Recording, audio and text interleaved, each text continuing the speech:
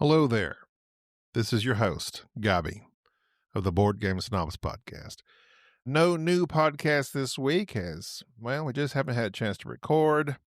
And most people don't listen this time of year anyway. Everybody's busy doing other stuff. But, in case you're traveling, here you go. Here's a classic throwback episode for you. Episode 54.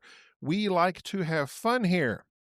A phrase that has hence been said numerous times on our show, as well as David, because this is the time I tell a story about meeting Rosie O'Donnell after watching Fiddler on the Roof, and I confuse Harvey Fierstein with Harvey Weinstein, a tragic mistake.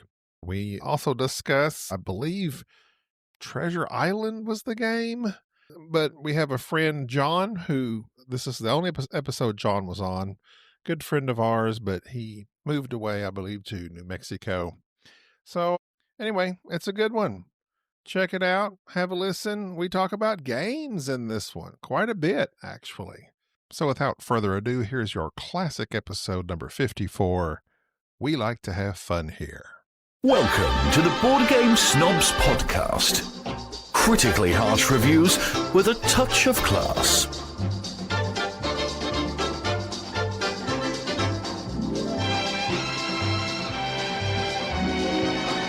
Okay, go. No, go. You go. Me? You go. I don't want to do it. I'm on strike. Hey, everybody. I'm not good. This is the worst. No. Welcome to the Board Game Snobs podcast. I'm your host, Gabi. The co-host. Jerry's the other host. Jerry's the main host. And I'm the uninvited guest. And the intruder, John. John, everybody knows about John. They have never had John on the podcast. John is the one that We have mentioned John in We've previous... mentioned John. Enrique is out today. Enrique, are you ready? You want to hear a joke? What? Enrique's at work. He's working today. I don't know what he's doing, but that's what I asked. I said, do you want to go to the Gobbies? He says, no, I'm working. And so I don't know if he knows what that means. Are you sure you didn't hear twerking? No, he's working. So John came, and John came in his stead. Enrique, you're out. How would you... John's in. How would you describe John? John is... Oh, ooh. He's an actual... describe yourself, John. He wears sleeves, flannel. That's always a plus. Yeah, Enrique That's a plus sleeves. too. One for each sleeve. He has, yeah. So he wears sleeves. That's not flannel. That's just plaid. I'm sorry, plaid. There's a difference. He also... John, do you have any descriptions for yourself?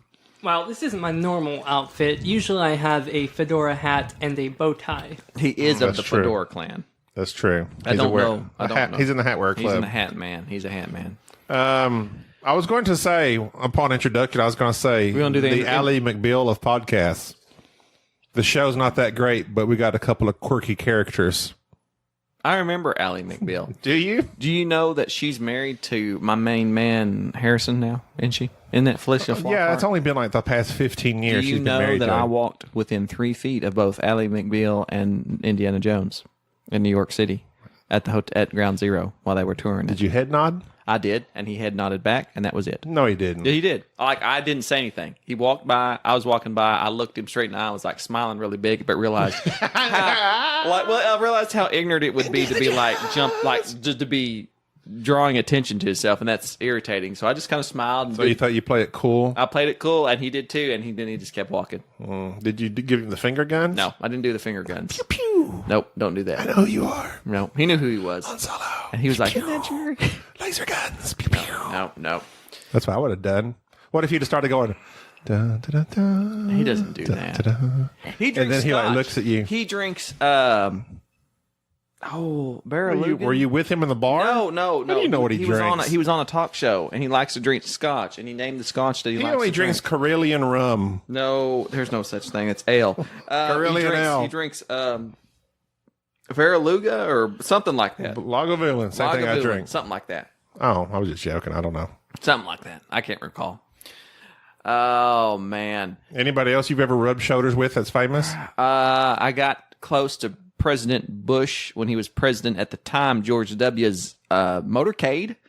and So not him, just his motorcade. just the motorcade and his Secret Service agent with the M4. Did you see him in it? No, I saw the Secret Service So you agent. just saw a car. I saw the Secret Service agent leaning out of the car telling me not to get close. Oh, yeah. That was a it. decoy. That was the decoy. It looked like You don't know who that was. It was George. That was Bob Barker. That was George. Driving down the That's road. George. You just didn't know who it was. George.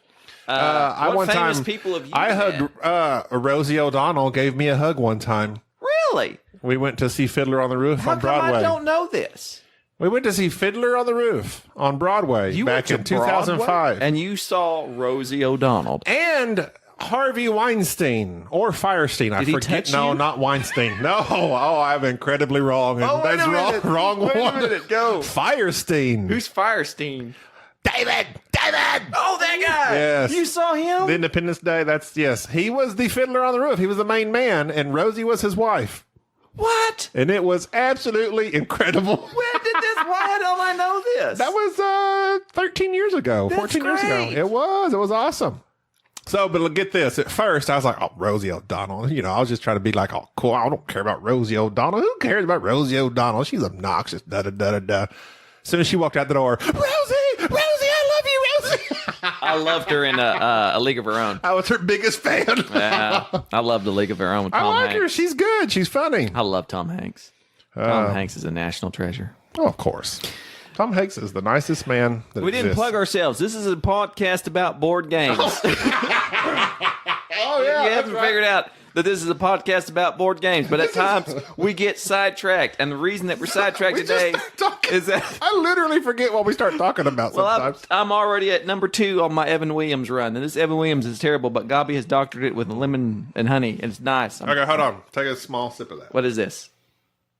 That's some scotch for me. Oh, it's smoky. I know. You got that sweet honey in your mouth right now. Easy, just a small sip. I don't know if you like it. It's like sniffing a campfire. Whoa. Whoa. Nice little campfire going in Whoa, there. it's not like you're huffing John, on you a- want some? No, thank you. Oh, very good. That's what you're supposed to say. Woo. Oh, wait, but how old are you?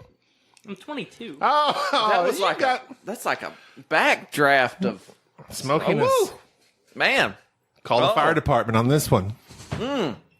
Good. This is like Lofraig or something. Lafraig? Lopphraig. Lafrog. I don't know. Lafrog. Viva la frog. Viva the frog. Oh man, that's rough. This podcast is about scotch, board games, and occasionally We like to have fun here. boss. A phrase that if you ever hear, run. Yeah, no. Where did you get that from? Hold on. It's just something I observed. That when From people, say, I know. we like to have fun here, that generally means If that you go somewhere, you know somebody, and they proclaim something about they like to have fun, or That's generally when we a like to Tupperware take it party easy, happens. or- yeah, pretty much. Or they're just like really uptight. we like to have fun here. It's almost like a bizarro statement, like it's the opposite of what actually takes place. It's like when people say, I like to keep it real. That generally means that they're about to say something that's pretty tactless. Or if they say, I'm not prejudiced, but then, yeah, Yeah. something terrible is about to be said. There's a lot of preferences that you could prefaces Prefaces to avoid. that you can say that basically lead up to something terrible. I don't mean to hurt your feelings, but I'm fixing to hurt your Hurt your feelings. feelings. I hope you don't take offense at this. Exactly. Okay. These are all phrases that I commonly use. Unfortunately. Oh, man. Well, What are we here for? this podcast, we're going to talk about 2 games. One, we adore. And quite frankly, I think John is an excellent player at. That would be Modern Art, the bidding game by Reiner Knizia. The other game is a newer game. It was released in 2018. Treasure Island, which is the, not hidden movement, but it's a hide and seek. Hidden treasure. Treasure Island. Hidden treasure, sure. It's something like that. Game. That Hidden location. game. I would like to address Modern Art first. Okay. Gourd head. If you are a purveyor, is that right? A purveyor of this don't know podcast? how- If you're a yes. fan, you've listened to our top 10, and you know that Modern Art is one of my favorite games. John, I am a major fan of modern art. See? Thank you, John. John's with In me. general or the game? The game. Do you like Not art? in general. John? I like art, but modern art leaves a little bit What's your to be favorite desired. form of art? I prefer nature scenes. Nature scenes, such as renderings of nature in terms of paintings, Yes, that could be. like birds. So you're a Thomas Kincaid fan, no doubt. I'm a Thomas Kincaid fan. Who is The not painter a of Thomas light. Kincaid fan? I mean, who doesn't want to crawl inside of one of those pictures and just live? Everybody's a Thomas Kincaid fan. Go inside the cabin, turn the lights on. As I drink my Evan Williams, Although at the I'm same becoming time, more I do of like a bit more of a surreal approach. The Starry Night is one of my favorites, definitely. Starry Night's everybody's favorite. I'd cut my ear off The just to best look of at it. modern art. Get it? I made a joke. Star Night. We like to have fun here. What did you say? Nothing. There is a is it What is considered modern art? I don't even know. modern art? Like, Well, I would assume just like it's right any now? type of paintings or artworks done after the Renaissance, Within a certain time period? like after 1800 ish. in the last 10 years. Like there's and I just read an article talking about how modern art today, modern art. I keep saying modern art today, but modern art is just not that great. Not the board game, but actual art. Like we are lacking artists. We don't have, there's not been that many great There's painters. just not been that many. Since the 1800s? There's just not been that many great artists, Norman Rockwell, which we like. Thomas Kincaid. And yeah, I love Which, I mean, I say that, but like lots of people kind of make fun of Thomas Kincaid. I hear it all the time. I can barely walk down the street. Here's somebody throwing shade the Kincaid way. But Modern Art, the board game, is a bidding game. And it's a great game because it has pictures of various modern artists. And not the pictures of the artists, but pictures of their paintings. And in this game, you are acting as... It's kind of odd because you have a hand of cards, which is the artwork. And there's 5 different types of auction. There's a regular auction where everybody bids. There's the once around auction where everybody gets the bid escalating up one at a time until it gets back to the person who auctioned it. There's the hidden auction. There's the... What's the other auction? I can't remember. Open? There's the open auction. There's just various types of auctions. And then there's the one where you set the price. Then there's a fixed priced auction. So the idea of the auction is that you're making money off the cards in your hand, but you can buy those cards. And the cards that you buy go out in front of you, and your money's hidden. And at the end of the round, which is triggered by so many paintings being sold of a certain artist, whoever sold the most, the top 3 artists go up in price. The rest all are worthless, and everybody sells the paintings that they've bought for money. And so you're trying to make money off auctions, but at the same time, you're trying to buy paintings to sell later, so you're speculating on You're prices. like a curator. You're a curator. You're determining... It basically follows the rule of almost all art that it doesn't matter how it looks. The more people want it, the more expensive it gets. Exactly. So the more people who buy it, Very thematic in it's that very way. thematic. And Thematic? it's thematic. Thematic. It's very systematic. Systematic and thematic. I like it. It's great. It's my favorite Is it bidding game. stochastic? No. Okay. Not at all. Not in any way, shape, or form. Okay. But the best thing about modern art is that I can't come up with a strategy for it.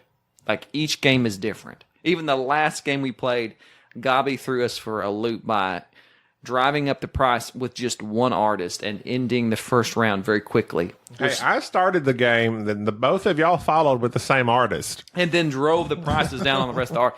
And so that completely blew my mind. And you derided me for my strategy, I and then derided I you. won. You won by $5, which Well- is like a hair's breadth. Hey, like Dominic Toretto said, Who's Dominic Toretto? Is Winning's he an artist? winning. Is he an artist? yes, he is. You ever seen him drive? Is That's that the- beautiful. Is that the That's beautiful. Fast and the Furious? You can't drift like that. I just got, anybody. I got $5 that says John's never watched the Fast and the Furious show, right? You win. I knew it. See, you know why John hasn't watched Fast and Furious? Because John has a little something called class. Have you watched it? I watched the first one. I've watched them all. No, I've never watched them. I watched the first one, and then the best one, Tokyo Drift. That's art. That's art. Watching them guys drive is beautiful. It is. It's pretty good. But I disagree. Fast and Furious is one of the greatest movie series of all time. And Modern Art's probably Reiner Knizia's best game. This new version by Simon, which is great. Come on. It's great. It's great. John, what do you think about it? John's here. Reiner Knizia. Huh? Don't you wish? I wish I had some Kenichi. I do enjoy it, even though my win rate is disturbingly low. I still do enjoy it. Yeah, well, winning. You like to have fun. We're all about having fun here. Doesn't matter. I mean, I like to play. There's games that I never win at that I just enjoy playing because they're fun. Oh, that was cut deep. Sorry.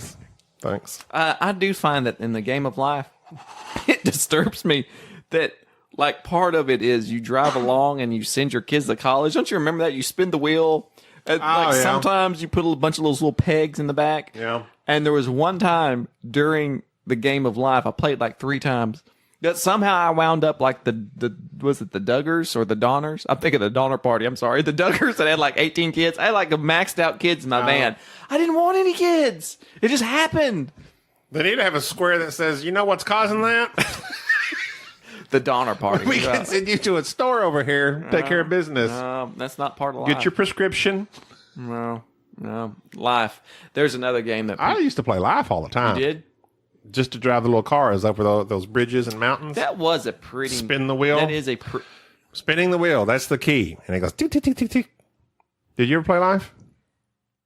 Maybe 3 times. I used to own it. I used to play that rascal all the time. I preferred Life over Monopoly. Oh, everybody prefers Life over Monopoly. Nobody likes Monopoly. People that like Monopoly. Who likes Monopoly? People. Takes forever. It's not in business for the last 100 years based on nobody liking like it. the Rick and Morty Monopoly? You like the Game of Thrones Monopoly? You like the Simpsons Monopoly? You like the Life Monopoly? Monopoly. Got Millennium Monopoly. Yeah, Millennium Monopoly. That's basically where you sit around and gripe about everything being very high priced. You got the hippie Monopoly, hipster Monopoly. You got all types of monopolies. It's pretty rough. Would hipsters buy Monopoly? No. It's too mainstream. Too mainstream. Yeah. They're like literally there's like one copy of it. They buy it just to say we've never played that. I've never played that. When's the last time we've played Monopoly? I can't remember. It's been so long. Either. We're gonna have to do it. We'll do it at BGG. No. Come on. No. Live a little. We like to have fun here. Just get break. I'd rather play Sorry than Monopoly. All right. Speaking of games you don't like. Speaking of sorry games. We just played a game that has sat on our shelf of shame for several months. Purchased by Gabi, and I don't knock him for it because it was a game that was heavily recommended by another reviewer. I say another reviewer. By a reviewer. We're not reviewers. We're purveyors. We're like... That's the second time you use that word, and you're not sure how it's being used. Hanger-oners. I don't know what we do. We just look at stuff. Yeah. But Gabi bought this game, Treasure Island, based on a popular reviewer's recommendation. It sat on the shelf. I heard a lot of people gripe about it because the rule book is terrible. I looked at the rule book. The rule book is terrible. And so we played it with John. John! Tell me about Treasure Island, please. In your pirate voice. Do you have a pirate voice? In your best pirate voice. Unless I have a cold. Gabi, do your pirate voice. Matey, and it's driving me nuts. That sounds like a Irish pirate. Matey. Aren't they all a little bit Irish? No. Irish? No, they're not Irish. Irish. That's offensive to Irish. Go, John. Go. Well, it looks good on the surface, and when you start playing a little bit, it seems promising, but then you realize that you cannot get anywhere. You might as well be throwing darts at the board and hoping to hit the treasure. It's like fool's gold. In Treasure Island, you have a board that you can ride on, which in board gaming terms should be sacrilegious. No, that's with all the legacy things. I don't like it. So you're drawing on this with these dry erase markers. And essentially one person is it Long John Silver's, like the restaurant with the burnt hush puppies? Yes. Will you ring the bell if you like the service? Yes. Did you ever ring the bell? No. I rang it one time. I couldn't because I slipped on the grease. Oh. Yeah, well, gives me. It was. I will say, I don't know who's eating that Long John Silver. You can go skating across the floors on the grease. Who is keeping Long John Silver's in business? I have to make an admission. What? We went to Long John Silver's no more than 3 months ago. Really? I haven't been to Long John Silver's in like 6 years. It is something. It is like sin. Because it feels so good in the moment, and then you regret it instantly. I don't know if everybody has a Long John Silver's in the United States, but for those of you that probably live closer to the coast that have actual fish food, or seafood, I'm sorry, fish food. That sounds like something you feature Dilopoulos. It's been in Jerry's ice cream. But Long John Silver's is the fast food version of like Red Lobster, but there's no lobster. Wow, It's burnt fish and these nasty it's just like the hush cheapest. puppies. It's all so terrible. good, but it's so greasy, It's greasy. and you will have indigestion within 10 minutes. And it is just, it will tear you up. It tastes so good. And then they have a bell that you're supposed to ring when you walk out. And I ring the bell. your greasy little Every time fingers. you ring the bell, this big kind of, I don't even know what kind of bell it is. It's like you lose part of your dignity. Yeah. Well, if you've lost your dignity, ring the bell. Ding, ding, ding. Yeah. Oh. But Long John Silver is the main pirate that has hidden the treasure, and then for some reason the pirates are searching for it, and then halfway through he gets captured and sent to prison. He's out. He's in out? the prison. He's in prison right now. And what's taking place with this game is But then the pirates pick one to put him in. I know, but I think you're torturing him. I think you're torturing Long John Silver's. You're feeding him hush puppies or cod or something, and he's giving you advice, and you don't know where the treasure is. But at some point in the game, he busts out, and then he runs to the treasure. And so what happened in our game is that when you play Long John Silver's, Treasure Island. when you play the game of Silvers, you either die, you either win or you die. When you play Treasure Island, the person who plays Long John Silver is giving clues, and these clues might be right, like 80% of them are right, but a few of them might be wrong. You have 2 clue tokens that you can bluff on. So as he's laying, But you might as well have 10. as he's laying stuff out, he's saying, "Okay, the treasure's in the northeast quadrant, or it's over here, or it's close to this pirate." It's semi-co-op, so the person you're working with, which in my case happened to be John, I was lying my pants off to John because I didn't. First off, it was very. First off, that's just what you do. Well, yes. First off, that was true. That's your Second thing standard- is, I that's your didn't like the SOP. fact that we were playing a game where the main guy was Long John Silver's and John was not Long John Silver's. That was kind of a misnomer. And so, as we're playing this game, Long Gobby Silver. as you're like giving out clues, and I'm like using my special power to look and see if the clues are true. Special power of obnoxiousness. Of obnoxiousness. I'm telling I hate John, this he's game lying to all the us. way through. Yeah, this game was terrible. I Jerry was checked hated out it. in 5 minutes. Hated it. And so you use Very those. checked out. John persisted. What's those map things? The calipers? Compass. No, I know what a compass is. I'm talking about the thing that you stick on the. Oh, you put a pin in it like That's called a compass. Are you kidding me? No. That's called a compass. The thing we have the I'm pencil. thinking like the protractor thing. That's what I'm thinking of. Like a A protractor. protractor measures angles. A compass makes circular marks. Okay, so John. Now John is incredibly intelligent. John says that the thing that you What are put you a doing pencil here? in. Yeah, let me Google. I think this you to went make in- Sure, I'm not looking like You've an idiot. stumbled into the wrong podcast. We're used to having Enrique here, and Enrique goes, "A compass? I know that thing points southeast." You know that type of thing. I love you, Yes, Enrique, it is indeed a compass. and I miss you dearly, Enrique. Please get better at work. Wait. What are you saying? The protractor does what? That does angles. Yes. Did Enrique get a okay. job at Long John Silver's? Good.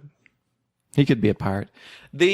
So during the game, like Gobby's giving clues, and he's like the treasure's within 6 miles of this mountain, and John's over there using the protractor, and he's drawing circles, and we're trying to find this treasure that's It's over here. Wink. and you can move your guys certain amounts of distance, and then you search in a certain area, and it's terrible. Well, the right, premise, John. it sounds promising. Yeah, you go. Like you could narrow it down, but Right. then you soon realize that since any of these could be lies, there's just useless trying to plot it out on a map because you And the think you markers have- are terrible. Well, yes, Your that's- map of lies. You think you have it narrowed down to a certain region, but it could be that was a lie and it was in fact a different region. Or maybe that is wrong, and it could be near the volcano. Or maybe not. I feel like they need to get rid of... Now, this is the thing. Well, first tell them what you likened it to. This was It's akin to playing Battleship against a liar who maybe tells you hit their ship or maybe not. Right. that's basically it. Like you. A24, you hit...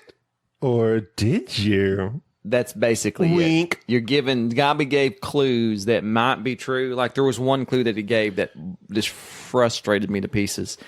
that Now, you could have flipped to see if it was true or I not. assumed it was true, and it was true. But he said the treasure's east of this pirate. And it was. But east is a direction that can be very broad.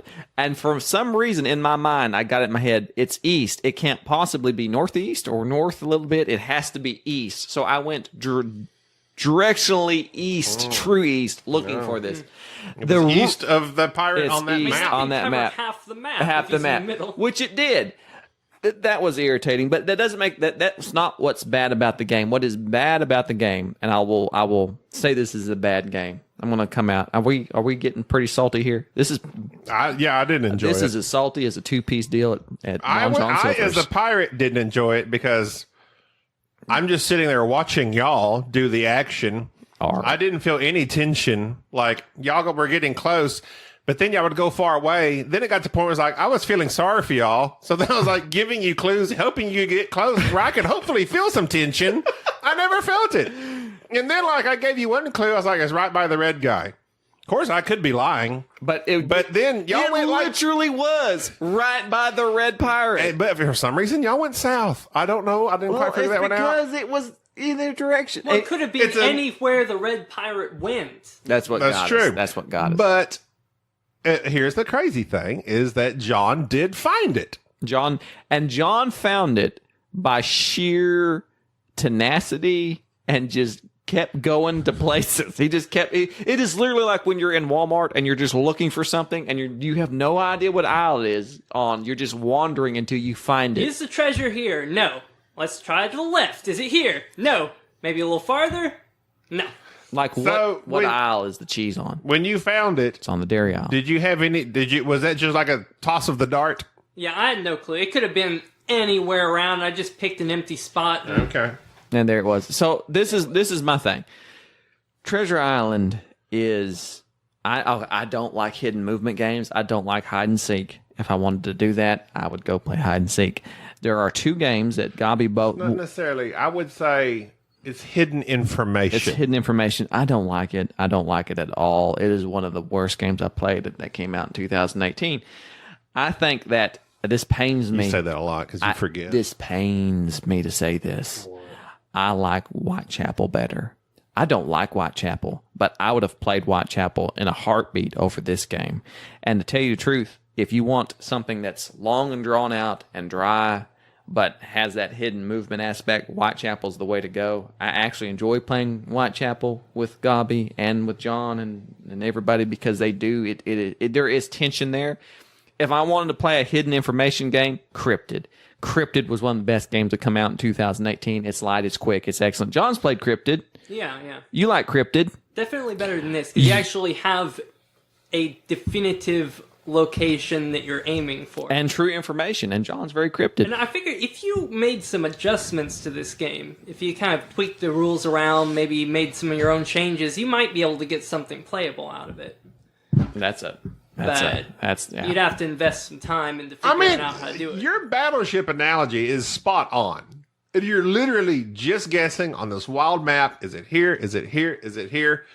You can get some clues that help narrow it down, but the narrowing down is still a massive open field. And they could be wrong. And I could be lying. That's the thing. Those 2 bluff tokens, I don't know if they should narrow it down to 1 or what, but that seems like a cheeky move. If you got rid of both of them and just made an all-out race to the treasure. I mean, yeah, but then that kind of becomes, I'm like telling you where it is. Nope. If you want to play Treasure Island. If you want to play Treasure Island, here's what you do. Have some friends come over to your house. In the VCR. Have some friends come over to your house. Take your car keys. Have one of them hide them. And then the rest of you can just amble around the house while he's going warmer, colder, and then just PayPal me $40. There you go. You will have a funner time doing that than you will this game. I did not like it. I have not heard anybody else talking about it since it's come out. I guess it's gone and come and gone. Is it gone? Is it done? I mean, I don't see a whole lot of it on Instagram or nothing. Well, if it's not on the IG, I've been on big on the IG. I've been posting a lot of stuff on the IG. I've been interacting, which makes me remember fan mail. Hold on.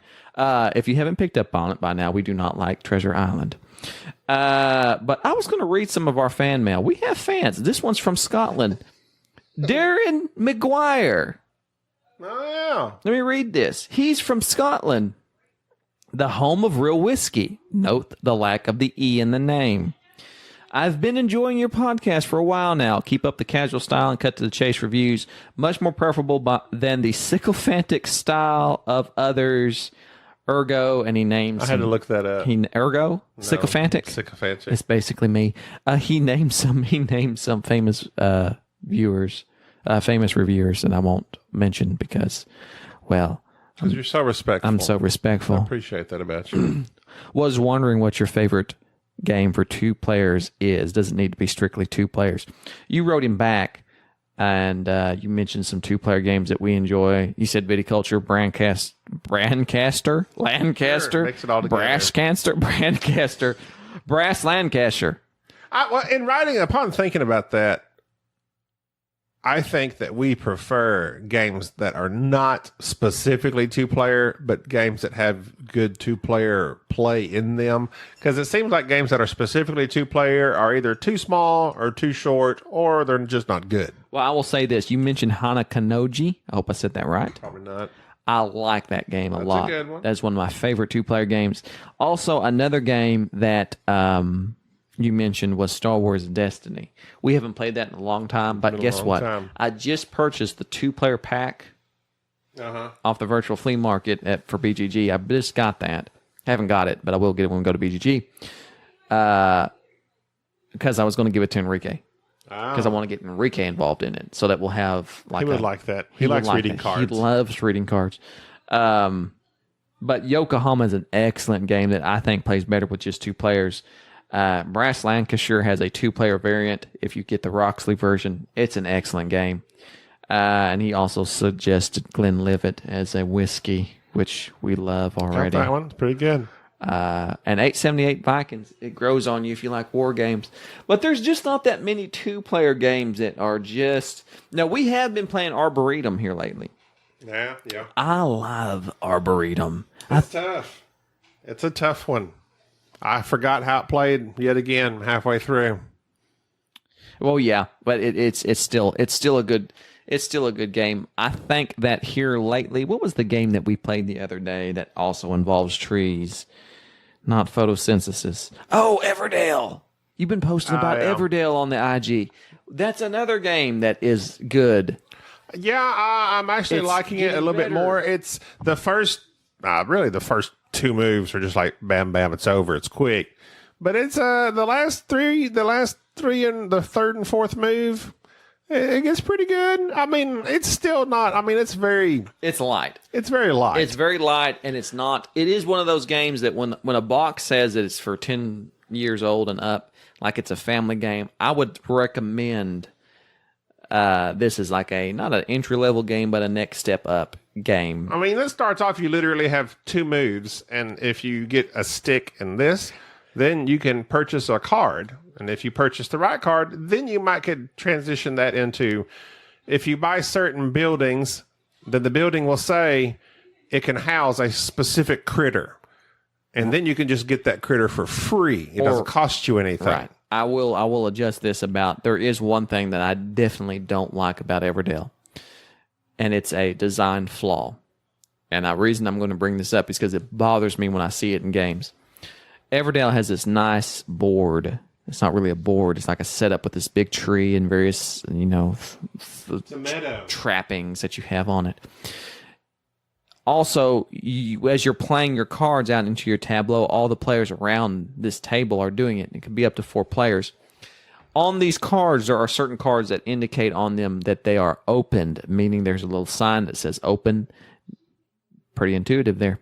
That lets it know that other players can play their circle, play their workers there. Right. If we're playing 4-player, I'm not looking at your cards. If we're playing 3-player, I'm not looking at your cards. If we're playing 2 players, I'm not looking at your cards. That is a wasted mechanic.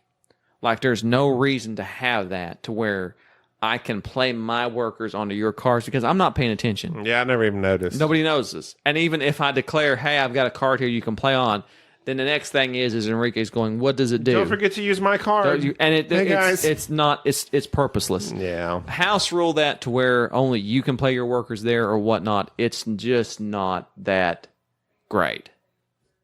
It's just not that great. And so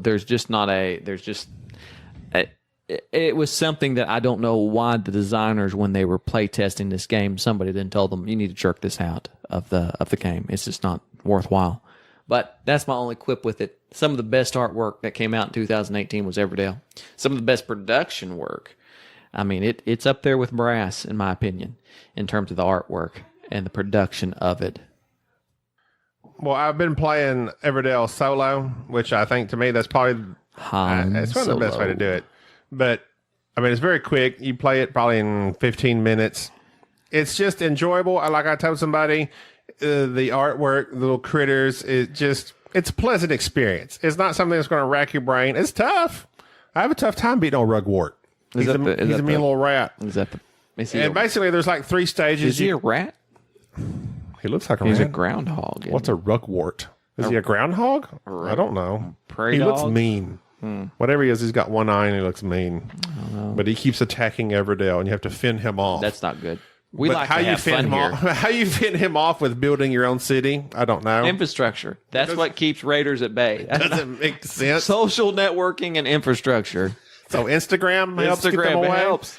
I need to get Rugwort as my friend. Yeah, you friend maybe somebody. He'll stop attacking me. If somebody's on your Instagram and they're your friend, or they're sending you the poke over Facebook, you can pretty well sure that they're not going to give you any trouble. No, yeah, because people don't cause problems on Facebook. John, 2 things. One, you're not on Facebook, are you? You don't accept my friend request pokes. 2, He's sending you pokes, and are you drinking coffee? What are you drinking? I'm drinking tea. How pretentious. No, really, I like green tea. And that It's not green tea. Chai tea. I like a spiced chai. What are you drinking? Just English breakfast tea, although I prefer matcha tea. I do like matcha. I like Macho Man. But you can't really get into that around here. It's too much to ask.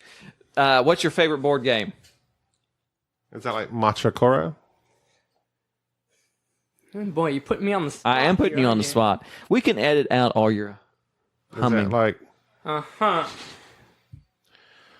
Favorite board game? I would have to say Modern Art. Really? If you can call that a board game. It is a board game. Oh, yeah. It's technically a board game. We haven't played many board games with John. John was one that John enjoys various other, I was going to bring this up because John plays a game that I love. It is a computer game that is a co-op game. I hate co-op board games. Why do you draw your H's out right there? Why do I draw? Hate. Because I hate. Why? Just because I want to. I want to emphasize the H. Yeah, your halitosis is pretty rough right now. Oh, big words. We like to have fun here. For you. John plays a game that he plays on his laptop, always brings it over. Keep talking and nobody explodes. I love Keep Talking and Nobody Explodes. If you have a laptop and you have friends, you should own... Oh, you just dissed everybody that doesn't have friends, though. I know, but we're not... So if you don't have any friends, ignore this next segment. It's kind of purposeless. You just sit there and watch it explode. John... I'm just going to sit here and watch this bomb go off. And counting down. Think of this as an analogy. If I only had friends. If only I had friends, we could have fun here. If only I had friends, then I could have fun. John, drink your matcha tea and tell me about Keep Talking and Nobody Explodes. What is it you like about It's it? fairly close to trying to land an airliner with nothing but instructions over the radio. There you go. John's good at analogies. John is like the best. What? This is what's spoiling us, because when Enrique comes back and has no sleeves, it's going to be hard to kind of, because we'll be expecting analogies. Everybody brings their own thing, Jerry. What does Enrique bring? Not Rabies? sleeves. I miss him. I hope his shift at Long John Silver's goes Hope it goes smoothly. And bring us back some, What do they call those? The balls? The hush puppies. Hush puppies. But the best thing is that after you've eaten all the fish and all the hush puppies, that crumbly stuff that you still find in the little box, nuggets. the Crispies. the crispies, Yeah. eating the crispies off the fish. It's just batter. You know what It's blew my fried mind? batter. What Hush blew your puppies mind? are just cornbread. They're just cornbread. That has didn't been, know that. It's just burnt cornbread. Balled up, fried cornbread. Nothing says you're in the South like balled up, fried, sweet cornbread. Good stuff. And keep talking, nobody explodes. You, the person on the laptop, is looking at a 3D representation of a suitcase bomb. And on this bomb has various puzzles that the other people who can't see the bomb, those it can be 1 to 100 people playing with you, have the instructions on how to solve these puzzles, riddles, etc.